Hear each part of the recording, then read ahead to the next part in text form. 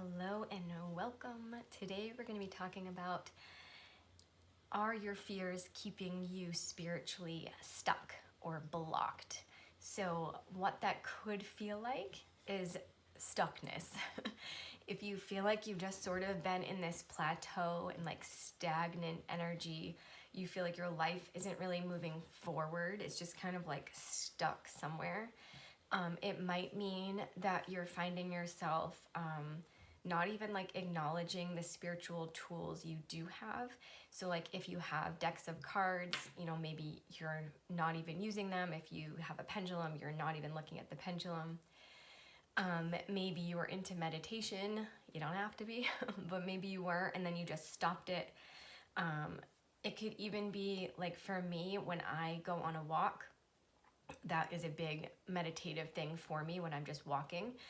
And maybe that means I haven't been going on walks lately because I know that's going to mean I need to kind of connect in a little bit. Now, do I think we're purposefully keeping ourselves stuck or blocked or whatever? No, of course not. Why would you purposely want to keep yourself blocked? However, I think we sort of unconsciously do it sometimes because we're afraid of something. It could be you're afraid. A lot of people find it's almost like they're more afraid of success even than failure. Where they are is just comfortable. And sorry, my heater just kicked on.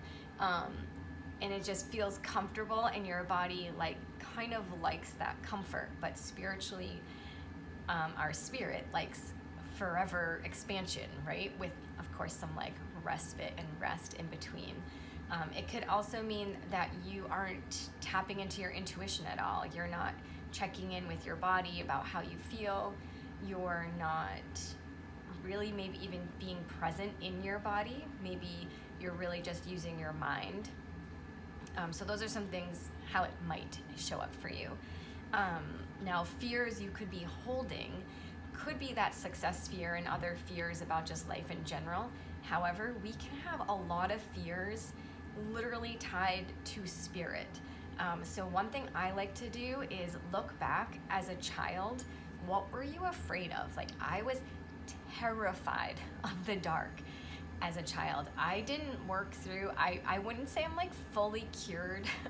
I don't know if we're ever like fully healed from things, whatever, that's another topic. But I can now walk around in the dark and not freak out. That didn't start, I think I started working on that when I was like 27.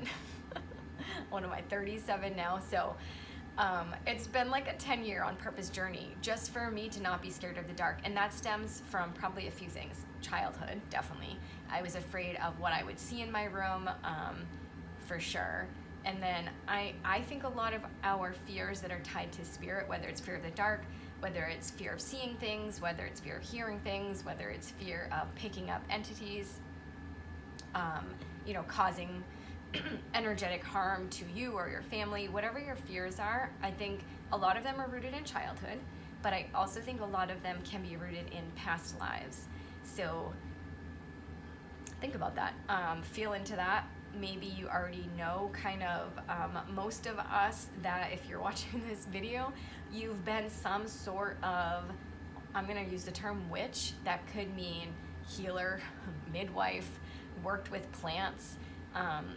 Most of us have had some sort of past life or multiple where we did that, and now we find ourselves in this lifetime, and we may still have all that baggage, and we're seeing through the perspective of probably being persecuted for whatever life that was and everything that went along with that.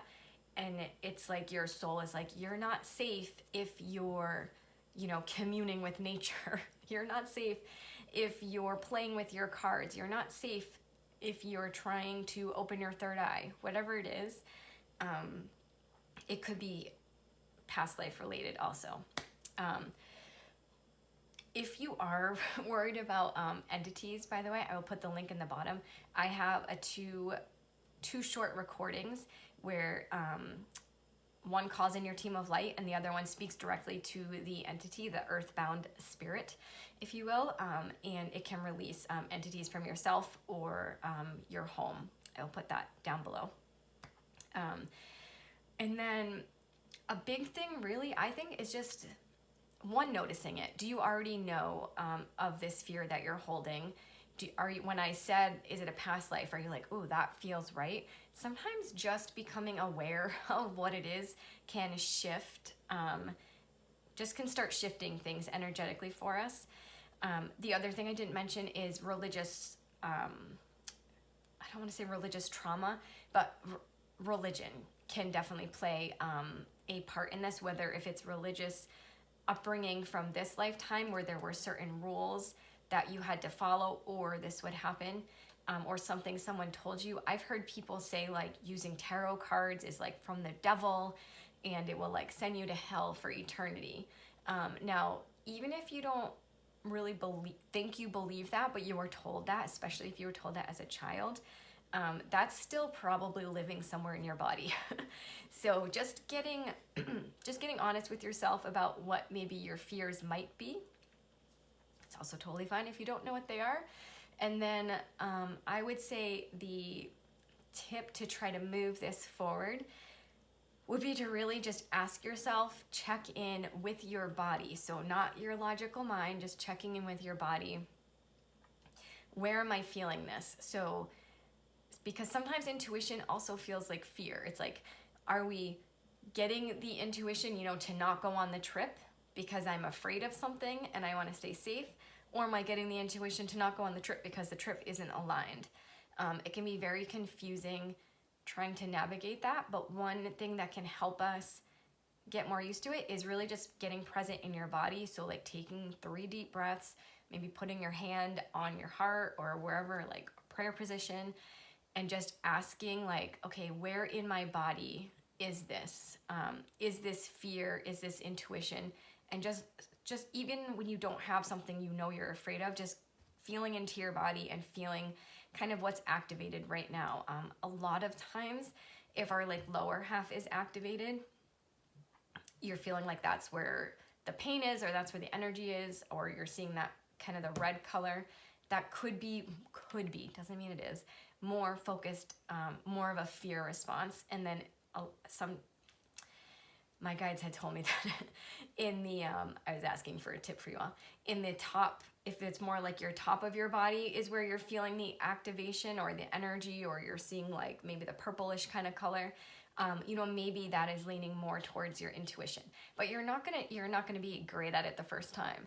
Or maybe you will, I don't know. But I would just practice coming back to your body and feeling into it and just, okay, is this fear or is this intuition? It's totally fine if you don't know the answer from asking that, but just doing that practice of getting in your body and grounding in your body and getting used to asking that question will over time kind of guide you in the right direction. The other thing I'm going to invite you to is I have a free 3-part series coming up where we will do certain experiences and reflections to actually release some of the fears that we are holding on to. So if you would like to join us for that, I will also put the link below. I hope that was helpful. Feel free to share. Do you have conscious fears that you are sort of dealing with concerning spirit or life in general? Do you think maybe they're more subconscious, unconscious? And then how do you just see that moving? How are you gonna move through it, move forward? Because it's not helpful to stay stuck and stay stagnant. So what can we do to move forward? Last tip. One thing my guides are telling me that you can do or showing me to move forward. If you really are stuck, so many times our house is sort of the, how our house is the outside projection of what is actually going on in our bodies. So if you are feeling really stuck in your life and energetically, spiritually, whatever, in your house, you can, if there's like like piles of things that you can put away, definitely put those away, because that just like attracts stuck energy. If you can clean, if there's like something that you can clean, go ahead and clean it. But what they're telling me is even easier and more simple would be to just like move things a little bit. So like say you have even like this book over here, like I could just like pick it up. Ooh, my light almost just fell, and move it a little bit. If you have like your couch, move it like an inch. Our TV like swivels, so maybe I would like swivel the TV a little bit. So just kind of like take some of the big things in your house, and like you don't even have to like clean them if you don't want, just move them a little bit. And then I'm seeing you go around your house just like an awesome weirdo. Just go like clapping all around your house. If you have like a singing bowl, go ahead and ding it. If you have like a cool like shaman drum or like a shaker, go ahead and use that. But if you want to be super easy, just like shove all your furniture like half an inch or an inch, and then go around your house and just like clap like everywhere, in the corners, like along the floor, anywhere that's like seems stagnant. Like I saw before I started this video, behind that salt lamp is this like huge spider web. So to me, it's like I want to clap in all those spaces, especially where like spider webs can grow. Leave them there if you want, I don't care. But like, like for that one, I'm like, well, I don't want to ruin the spider's little like thing he made. Like, I'm gonna check if the spider's still alive, I'm gonna leave the spider web there. But if the spider's gone or dead, I'll clean the spider thing up. But what it does, it's going to just wake up the energy in your house, which will like transfer to waking up the energy in your body, which is super cool. I wasn't planning on sharing that. Okay, so share whatever you want in the comments. I look forward to connecting with you, and I will put those free things that I had mentioned in the comments as well, and I will see you next time. Bye.